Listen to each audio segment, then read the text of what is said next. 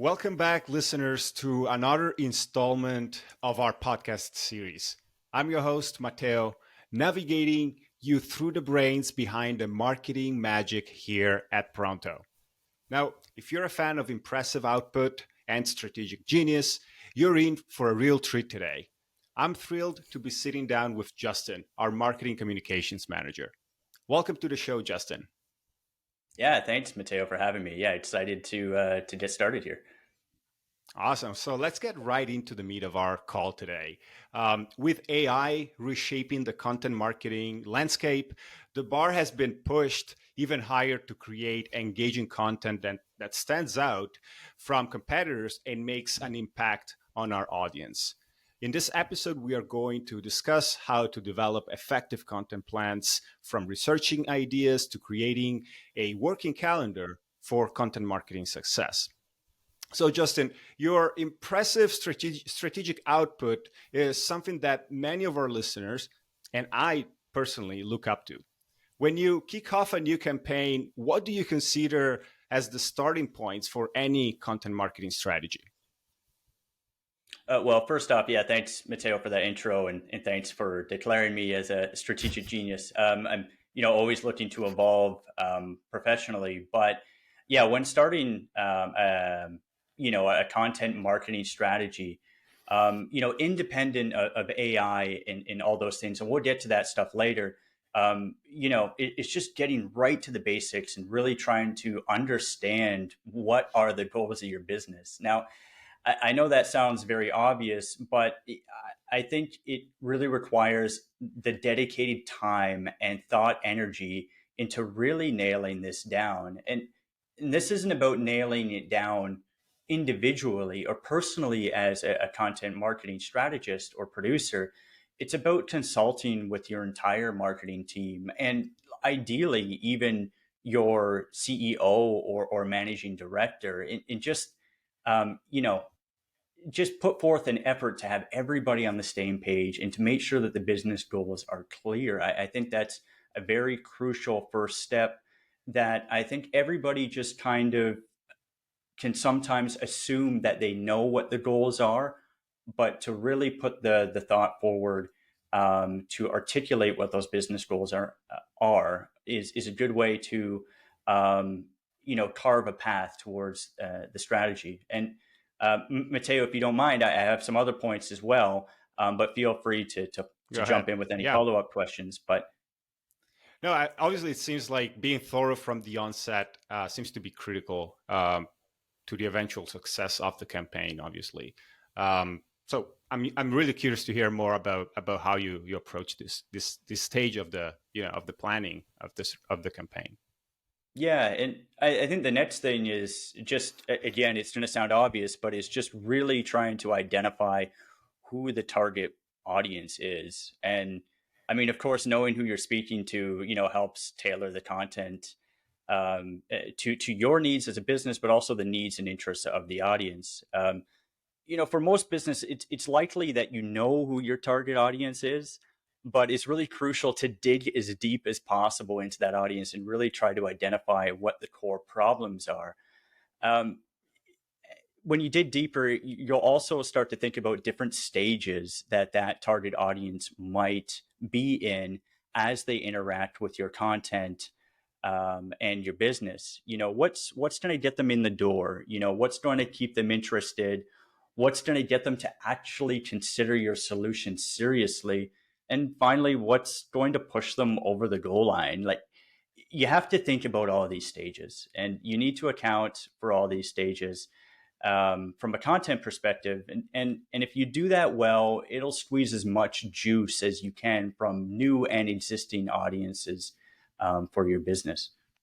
Yeah, that makes a lot of sense. And for our listeners who may not know what those stages are, essentially what we're really talking about is whenever we as consumers decide or think that we need something, we go through several stages, right? We first are aware that we have an issue or a problem.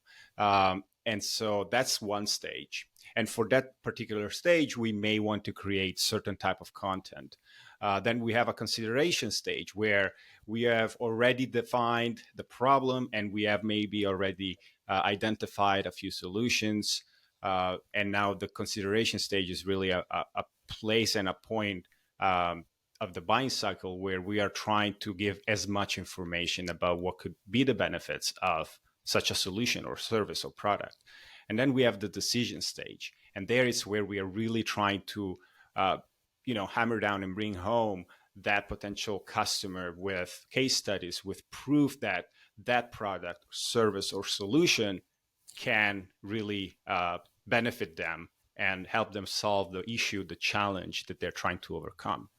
Um, and yeah, eventually all these three pieces of content for these three stages of sort of quote unquote the buyer's journey, um, kind of you want to be able to enter the conversation that these prospects already have in their own heads. And that's why, as you said, you kind of want to break it down into stages. And then where at each, part for each stage, where do these potential customers are essentially trying to find that information? Is it on YouTube? Is it via podcast, or other mediums, other channels?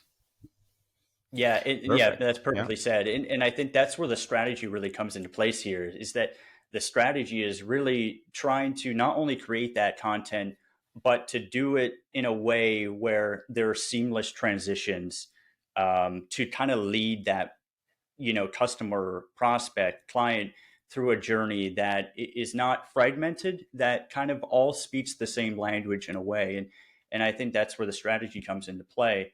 Um, and sometimes, and this will kind of lead into my next point here is that a really good way to kind of start filling the content gaps in these buyer journey stages is just by doing a content audit of what you have today.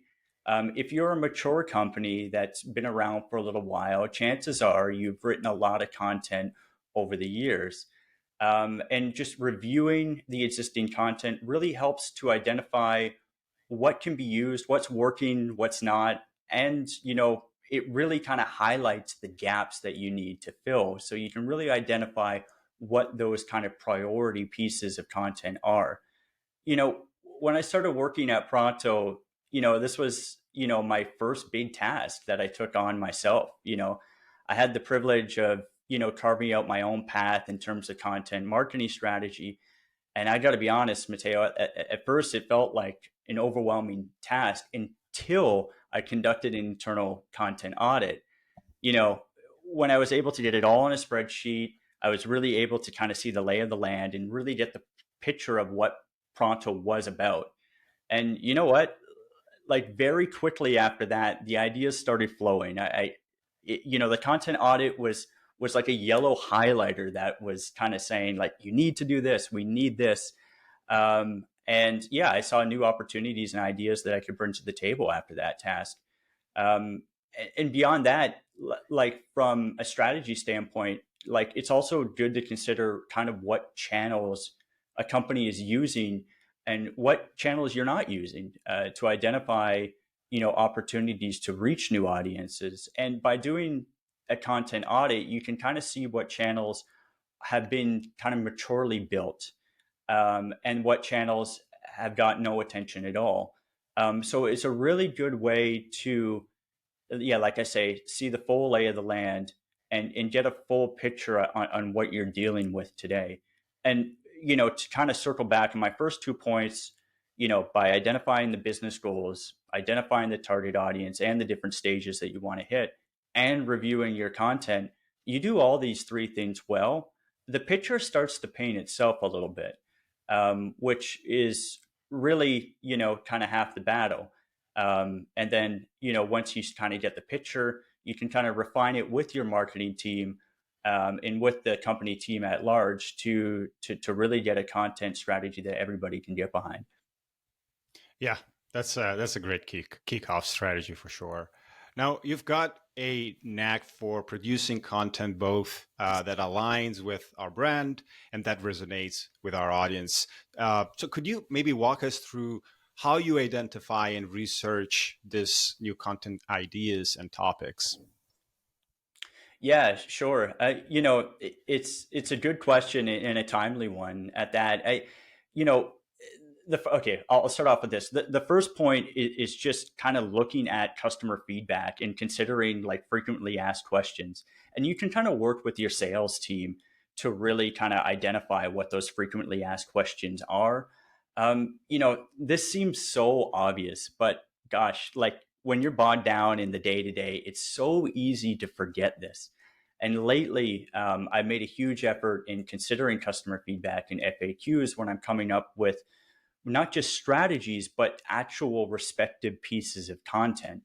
I've even gone one step further and put myself in the customer's shoes and used a critical eye on the content we've created thus far and also the content I'm creating in the moment. Um, I'm discovering a really good practice in morphing into the customer persona, as best that I can before approaching a new piece of content. And it's amazing how well this gets the gears turning from an idea standpoint.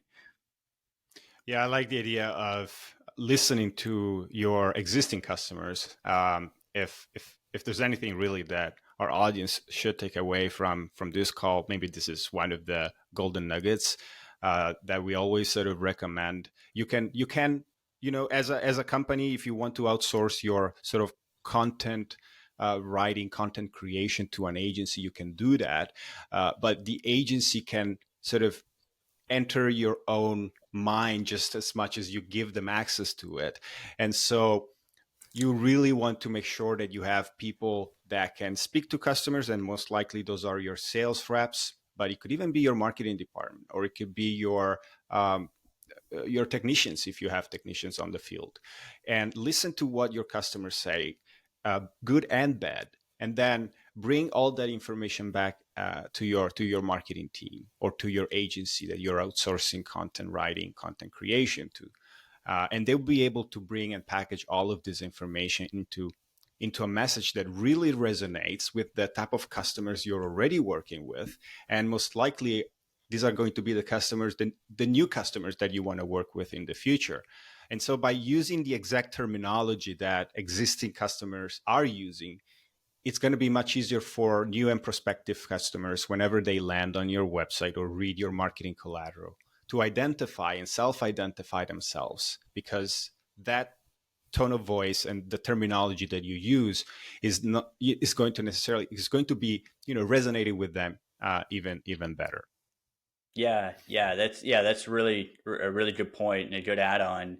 And for the listeners, I think there might be kind of a theme that's kind of popping up, early on is that like really just kind of working beyond your marketing team, working beyond your own brain to talk to people on your team and leverage all that knowledge. Because at the end of the day, as a content guy, as a content marketing guy, I'm not going to know all the answers. I'm not going to know what is exactly inside the customer's head. So working with the greater team at large is really crucial. It's not an option to go it alone, in my opinion. Um, and in moving on to kind of the next point is yes, using all the resources you have inside, but also using resources on the outside as well. And that's just simply just taking a look at what your competitors are doing. I think it's really important to do this every so often. Seeing what others in the industry are doing can inspire new ideas or even identify opportunities they have missed. You know, it's we all know who our competitors are, right? Or at least we should. And the good news is if our competitors have a great piece of content or a great piece of, a great marketing asset, they're not going to be too keen to hide this. It'll be pretty easy to find this, whether it's on their website, their YouTube channel, etc.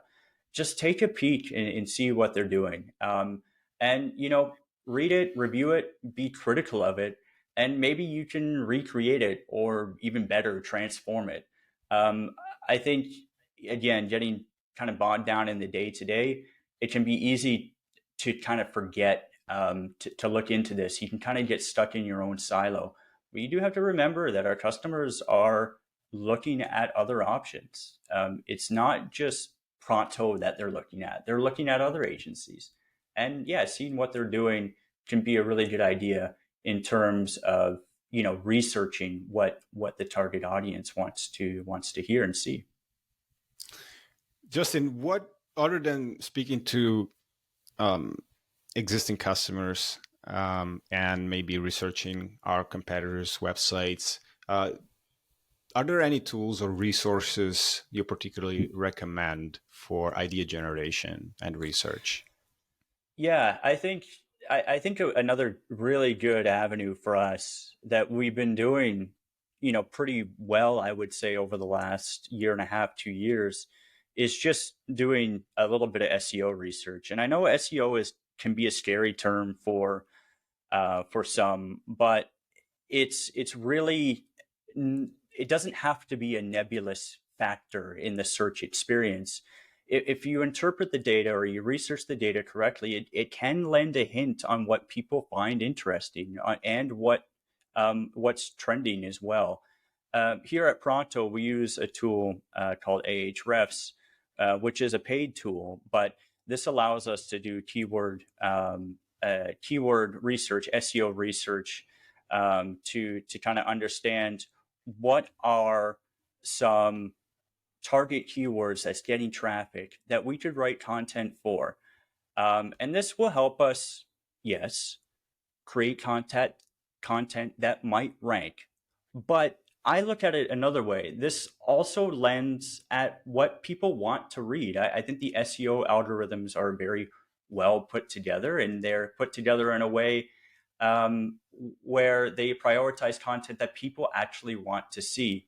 So I think by doing the SEO research on tools like Ahrefs, yes, you do it for the end goal of hopefully get ranking content, but you are doing it in a way to really get that ideation, as you said, Matteo, and really try to see what people are interested in today, not what people were interested in, maybe a year ago.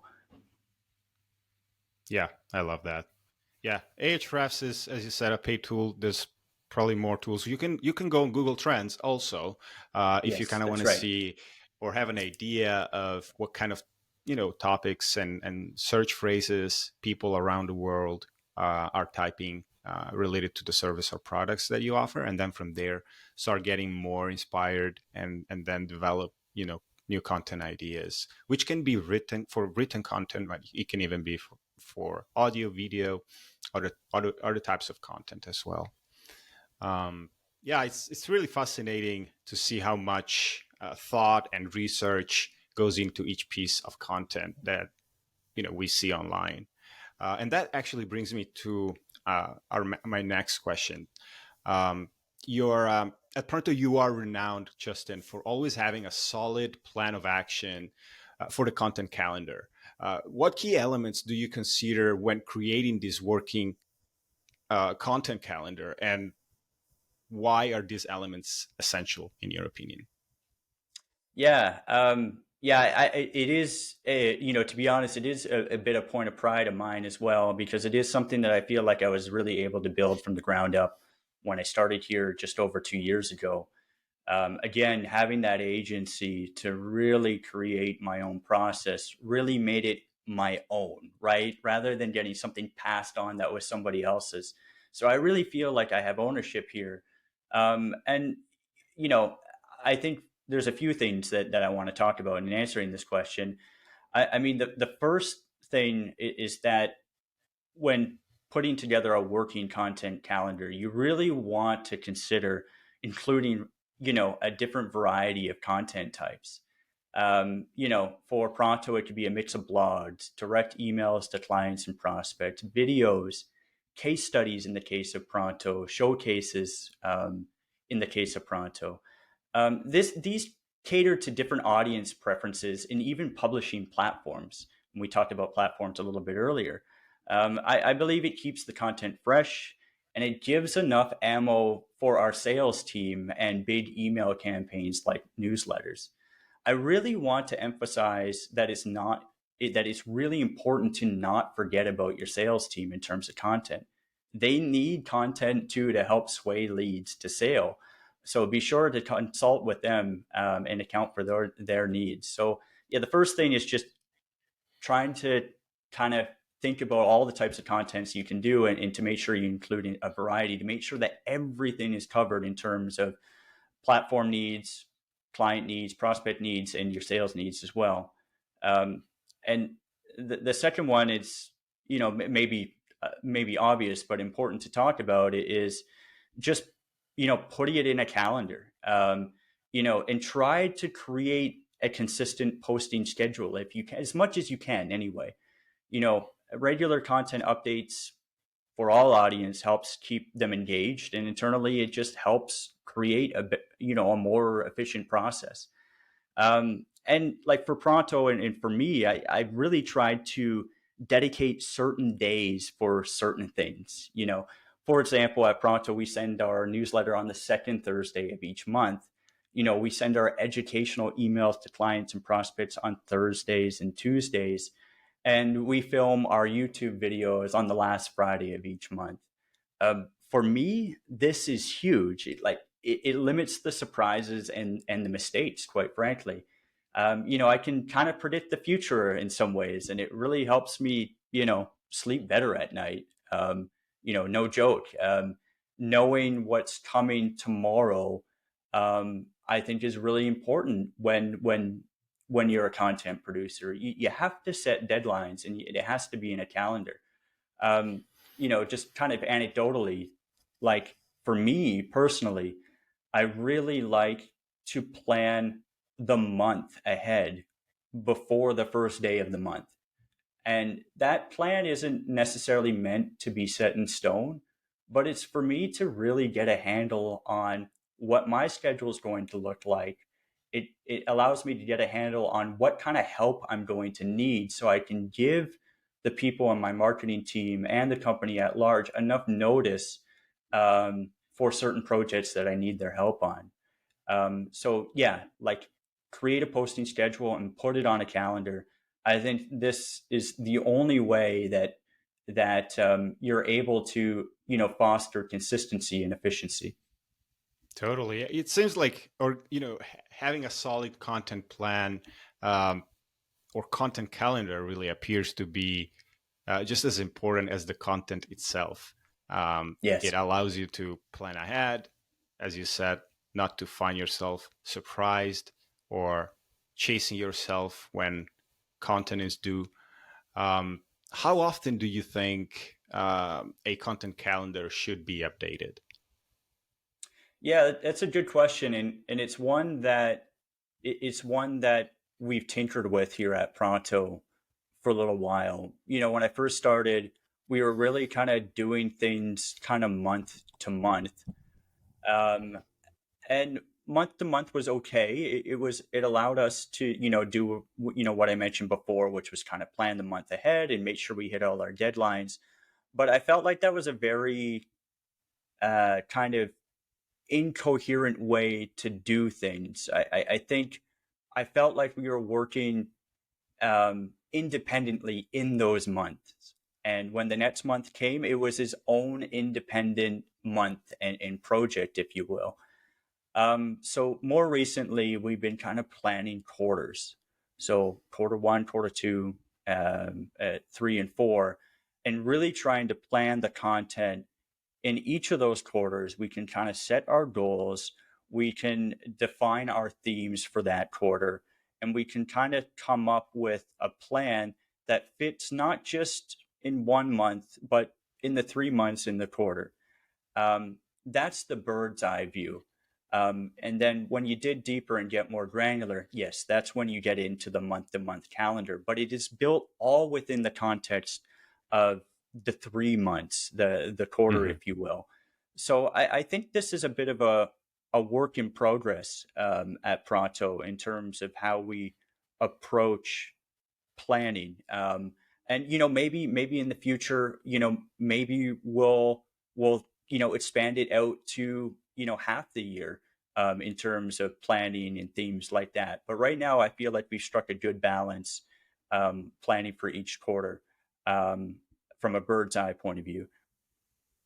Perfect. Yeah, I agree with you. I think having a quarterly calendar gives us enough, you know, time to plan, but also to execute everything we want to.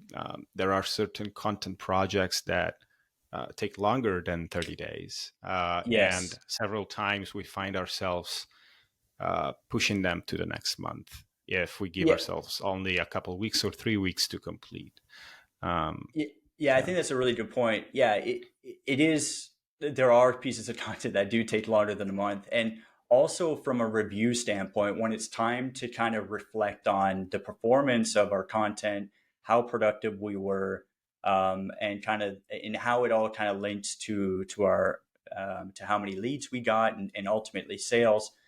Looking back on just 1 month, it's really hard. It's too small of a sample, in my opinion, to really get anything meaningful from it. Mhm. We just finished Q2, and we were able to kind of look back as a department and see the full, you know, review of what we did, how much we did, what types of content we produced, and that sample size was really instructive, in my opinion. And it really kind of helped shape, um, some adjustments that we made for Q3 as well. So yeah, a really good point about how 1 month just isn't long enough to keep content boxed into 1 month, but also from a review standpoint, it's just too small a sample size. Absolutely. And maybe just another follow up to this would be kind of like, at least at Pronto, we do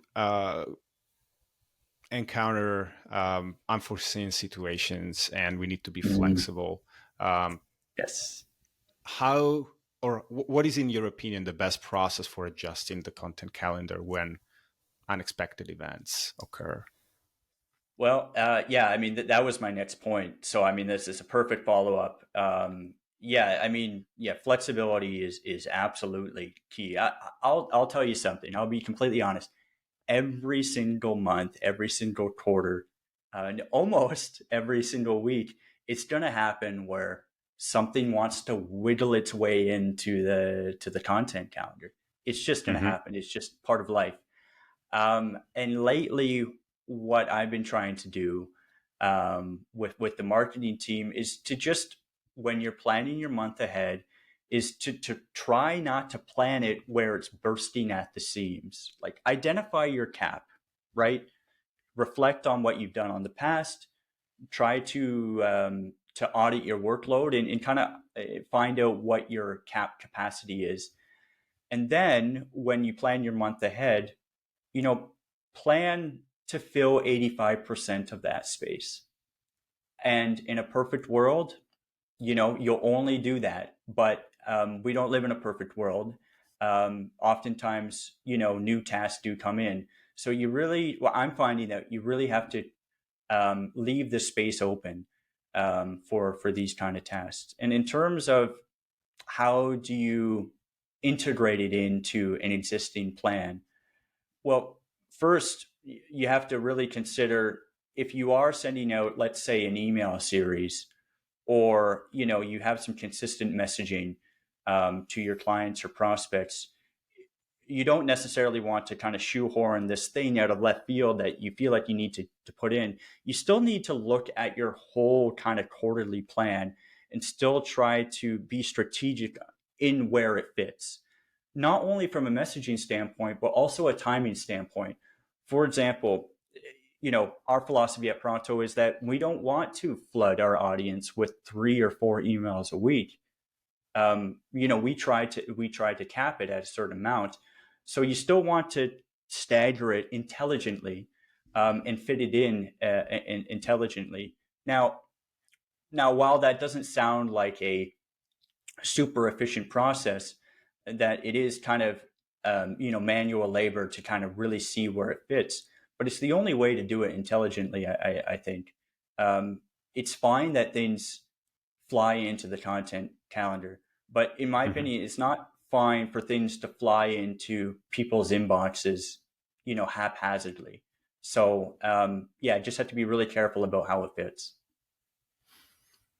I agree. Yeah, your planning techniques usually, to me, it's just makes a lot of sense. Once you've got this content out there now, I'm curious about your assessment process. How do you gauge the effectiveness of a piece of content you create, and what key performance indicators you look at to measure the success of the content that we publish?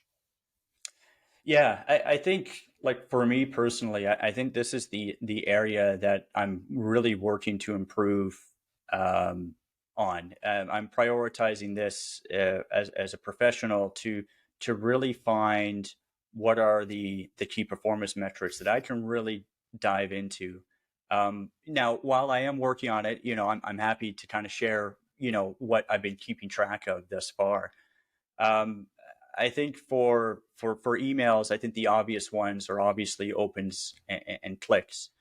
Now, what I found in reviewing that data is that when you look at that data from a bird's eye view, um, it all kind of looks pretty flat, right? There's industry averages, and you try to hit those averages. And, generally, if you have a healthy list and a healthy email um, um, account, you will hit those averages. But if you really zoom in, like campaign to campaign, you will notice spikes. And I think it's really important to pay attention to those spikes. And one of the things that we noticed is that we see spikes, significant spikes, when we include, the industry of our audience in the subject line or the content Mhm. title. If we write a blog, let's say, that really does make a difference in terms of the engagement. So while clicks and open rates are kind of old school metrics, they are still instructive when you really get granular on how you improve it. Um, on the video side, and video is kind of a new evolving platform here at Pronto. Of course, views is the thing that we look at. But again, just like I mentioned with the emails, if you look at each video, you do notice spikes in organic traffic. And one example is that one of our best performing YouTube videos was actually kind of an unplanned, off the cuff tutorial on Elementor AI that one of our marketing team members put together. This was a video that was, kind of thrown on my lap, and it was like, oh, this is great.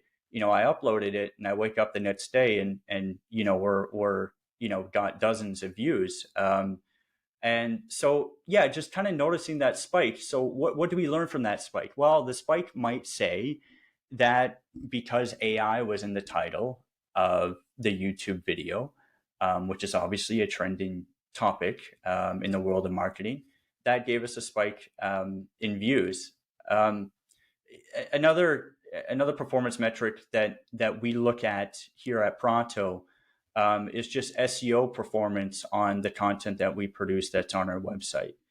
Rankings, organic traffic on things like blogs or even service pages, it does lend a hint on how well things are going or how well things are not going.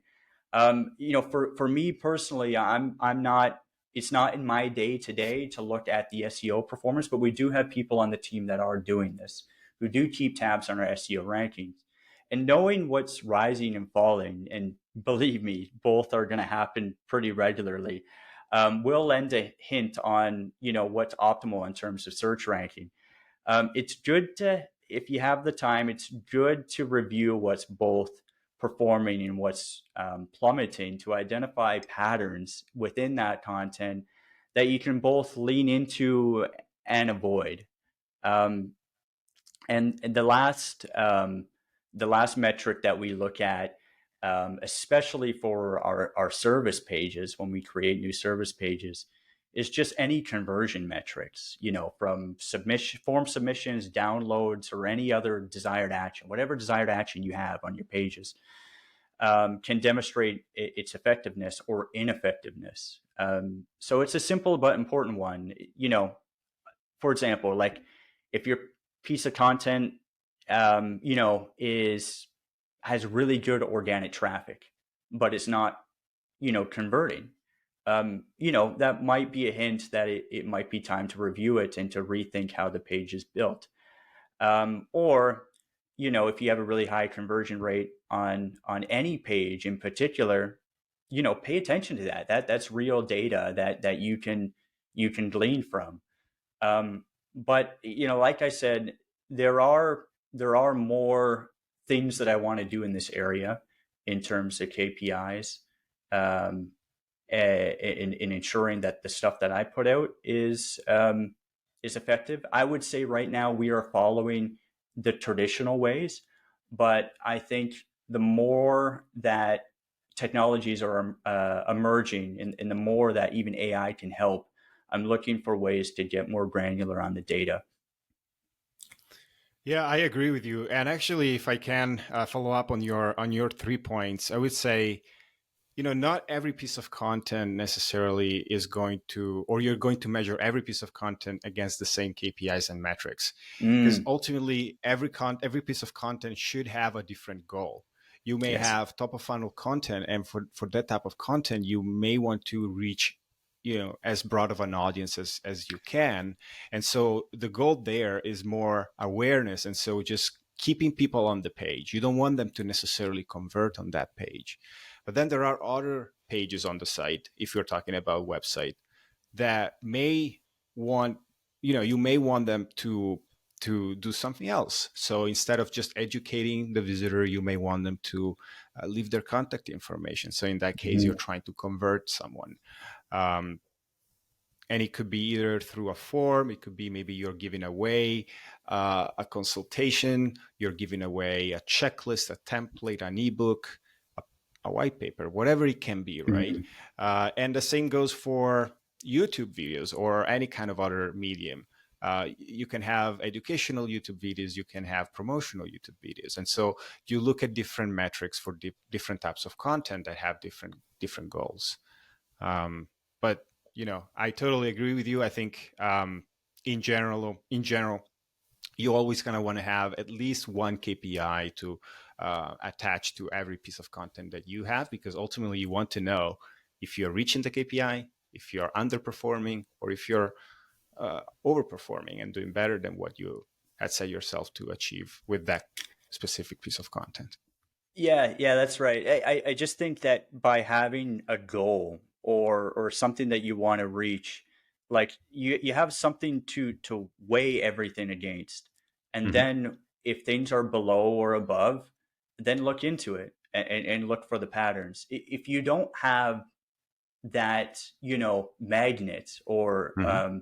that piece that has, the gravitational pull of realizing whether things are good or not, and then how do you know, how do you where do you how do you know where to look for patterns, is what I'm trying to say. So yeah, I think it's really important. Absolutely. Yeah. Yeah, fascinating insights into the measurement of content effectiveness. Now let's shift gears a little bit, and given your role and the rapidly changing landscape of marketing, how do you envision the future of content marketing and planning, especially with the advancement of AI? Yeah, this has been a lot of fun, kind of navigating these AI waters and really seeing how rapidly this technology is growing, and how much I've been able to see this as a real help in the process of what I do day to day. I think first and foremost is that AI, it refers to machine learning, and I really want to emphasize that AIs are hungry to learn when using them. And I think with this, you can really dive into kind of personalization and using AI to deliver more personalized content experiences for your audience.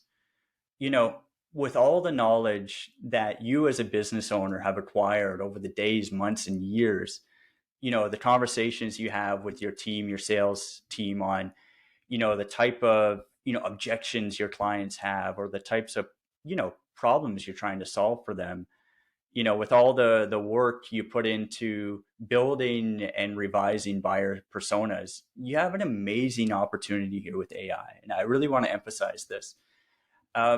You can feed all of that context and all of those experiences into an AI tool like ChatGPT, and you can actually train it with everything that you know. And beyond this, you can actually give AI and I'm speaking in the context of ChatGPT, because that's what I use most often. You can actually give it a role. If you need the AI to be a content marketing expert with decades of experience in the industry that you're in, with a sparkling, award winning resume, like, tell them you can give them that role. So with all of this context, you can train the model, and then with all of its capabilities, you can create really hyper personalized content drafts, in my opinion, that you can then work on and kind of revise, and work with your team to make sure that you're really kind of nailing it. So, from a personalization standpoint, yes, like, we have all this knowledge, and, like, you could argue, why do I need an AI to learn this stuff if I already know it? But the AI is just working with so many more synapses than humans do. So just using it as an assistant in this case has really allowed me as a content producer put forth some of the most personalized content I've ever created in my career. So that's one point. I have a couple more, Mateo, but if you have any Go ahead. follow-ups, feel free. Well, no, Oh, okay. actually, I just wanted to ask you. You touched on content briefs. I wanted maybe to know more about what specific tasks or processes AI has helped you with over the past few months. Yeah, so I think, like, I'll give one example of how I use it. And I think this will be kind of instructive in how you can use it as a business owner, for anybody listening, is that the AI is really my assistant. And this is how I treat it. And it can assist in certain aspects of content creation, which frees my brain capacity for more creative work within that task. So, for example, like, okay, before I even start, I want to clear up one common misconception with AI. A lot of people think AI is a time saver. And I think for some companies, given their approach to the quality of content they want to put out, it can be a time saver. If I want AI to write me a blog or an email, I can get AI to write me something in 5 minutes. But I'll tell you from experience, it's not very good. So I'll give this example. One of my usual tasks is to write an email to our clients or prospects. And these are educational emails to keep our audience engaged within the context of our content marketing strategy. Now, normally without AI, it would take, up to a few hours to, think of an idea, to research that idea, to kind of validate my thoughts with the team. Um, Before I even start writing the draft, there's a lot of research that kind of goes into this. And I think over at the end result is, yeah, it's a pretty good email when it's all said and done. And it does, like I said, it takes time. But with AI, instead of just asking it to just create that task, um, and then just coming up with it with an email, I give it a role. I tell them about our company. I tell them about the goal that the email wants to achieve. I deep dive into the audience that we want to target with the AI. I offer some of my quick ideas as I personally brainstorm, and I share some of our internal resources that relate to the email that we're sending. So we have lots of blogs or videos. I share it. I give it all to the AI, and I let it's hungry, right? So I try to feed it with everything. And then I talk to the AI about everything I'm providing it. I ask them, what do you think? Is there anything else that you need from me to help you provide the best content possible or the best content draft possible? And oftentimes it does have things that it wants. And then I take that feedback and I prepare what I can. Um, and then the task really starts at that point.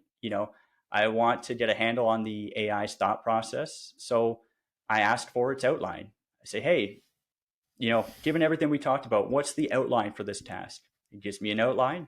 I look at the outline and I think, okay, yeah, that looks pretty good, but maybe there's something missing here or something not accounted for. So, a little bit of back and forth. I like to call it dancing because I really feel like it is a dance with AI. Um, and then when I'm happy with it, then I asked it to write a first draft. Um, and to be clear, the first draft is never the final draft, but the first draft is a really interesting, hyper personalized, hyper targeted piece of content that's within the greater context of everything that you provided it. And then, look, all of everything that I talked about, that's easily 3 hours. So you notice there's no time save here for me. My personal philosophy is to not use AI to create more content. It's to create better content. So what I wanted to do here, and I hope this answers your question, Mateo, is kind of walk you through like a real example of what I Mhm. mean by that. Um, and that I really do think it is a misconception that AI should be able to save you time to do more. It can, but I just don't personally believe that it should at Pronto. Perfect. Yeah, I certainly agree with you. The balance between maintaining a human touch in our content and Yes. leveraging AI, yeah, is definitely a fascinating challenge. And it's really interesting to sort of contemplate how our roles have changed and will continue to change and evolve as AI increasingly becomes more integral to the field of content creation. Yeah, I think like one like cool comparison that somebody made that I saw on Twitter, a few weeks back, is that when Photoshop first came out, I guess there was a lot of fear or um, a lot of speculation on what this would mean for photographers or for even graphic designers. And over time, we have learned that it just empowered these professionals to do even better work. And as we know, in general marketplaces, the cream rises to the top. So I think I don't personally see AI as something that is going to replace the content marketing process from an automation standpoint.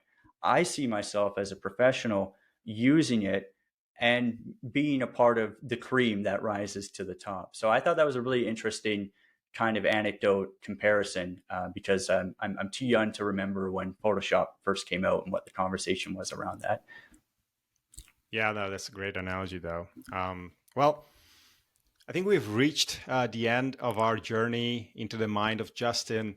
I hope you've gained invaluable insights into the world of content marketing and planning. I certainly have. A big thanks to Justin for joining us and to all our listeners for tuning in. Stay curious, keep learning, and always keep marketing. Until next time, this is Mateo and Justin.